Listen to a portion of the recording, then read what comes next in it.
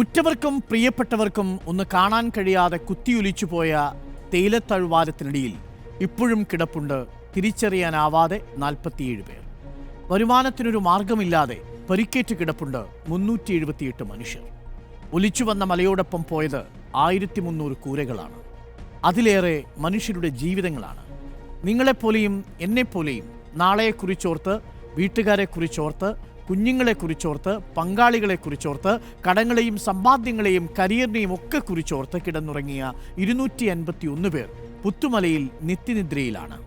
കാവലാകുമെന്ന് കരുതിയ പുന്നപ്പുഴ രണ്ടായി ഉരുണ്ടിറങ്ങിയപ്പോൾ ഒന്നല്ല 2 ഗ്രാമമാണ് ഇല്ലാതായത് ക്ഷണനേരം കൊണ്ട്. ഇന്നേക്ക് 125 ദിവസമാവുന്നു മുണ്ടക്കയിലെയും ചൂരൽമലയിലെയും ചുവന്ന മണ്ണിന് ചോര കലർന്ന ചുവപ്പ് കൂടിയായിട്ട്. എല്ലാം മണ്ണെടുത്തവരിലേക്ക് ജനാധിപത്യ ഇന്ത്യയുടെ പ്രധാനമന്ത്രി എത്തിയത് ഓഗസ്റ്റ് മാസം 10-ന്. 4 മാസമാകുന്നു ആ വരവിനും.